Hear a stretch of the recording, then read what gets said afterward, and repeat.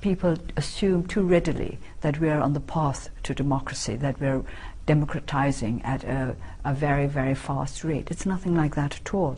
If anybody takes the trouble to read the Constitution, they will be able to understand why we cannot become a genuine democratic society with such a constitution in place. Amid all the positive developments that we've seen in the last couple of years in your country, there are also some very troubling ones, and I'm thinking particularly of this wave of ethnic violence that has targeted Burma's Muslim community. What is your view of what's been happening there? Some people are calling it ethnic cleansing. No, it's not ethnic cleansing. It's a new problem, and yet it's linked to old problems as well. I would like to make the point that there are many moderate Muslims in Burma who have been well integrated into our society, but these problems arose last year, and I think this is due to fear on both sides, and this is what the world needs to understand, that the fear is not just on the side of the Muslims but on the side of the Buddhists as well. You would accept, wouldn't you, that the vast majority of the victims of the violence have been Muslims? There is evidence that they have been systematically targeted.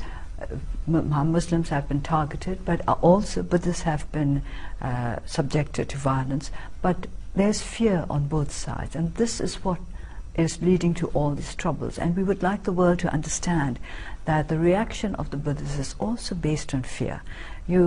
I think will accept that there's a perception that Muslim power, global Muslim power, is very great. And certainly that is the perception in many parts of the world and in our country too. So this is fear on both sides. You would accept, though, that the scale of the suffering is not equal on both sides. There are something like 140,000 Burmese Muslims displaced from their homes and living in camps. They're the ones who are bearing the brunt of this violence. I think there are many, many Buddhists who have also left the country for various reasons, and there are many Buddhists who are in refugee camps for various reasons. You will find them in Thailand, very many of them, and you will find them scattered all over the world. This is a result of our sufferings under a dictatorial regime, and I think if you live under a dictatorship for many years, people don't learn to trust one another. A dictatorship generates a climate of distrust. But people have to take responsibility for their actions. Of course, this is what the government has to do, to make sure that there's accountability.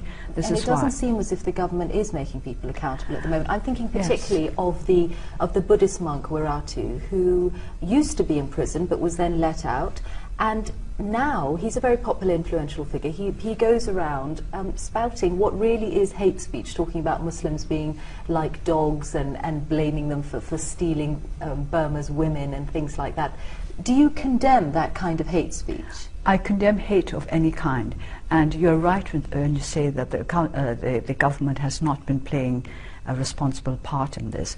And I would very much like to urge you and others to ask the government what their policy is and what they're trying to do, or what they're doing or not doing to improve the situation. We have said from the very beginning that rule of law is essential, it's imperative, because before people can sit down and sort out their differences, they have to feel safe. And if they think that they're going to be killed in their beds, they're not going to talk about harmony or learning to understand one another.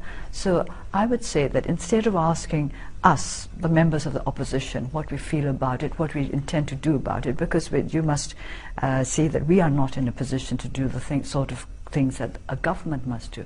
You should ask the present government of Burma what their policy is, how they are going about this problem, how they intend to deal with it.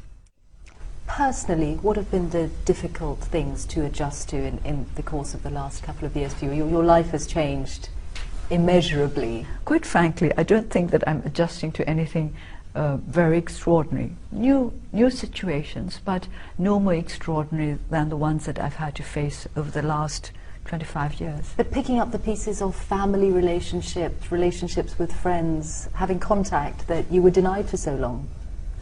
Real friends you can always pick up at any time. The friends that are not so true, they fell away a long time ago when it was dangerous to be close to me. But then on the other hand, some come back, and I accept that. I accept that you can't expect people to be outspoken or brave all the time.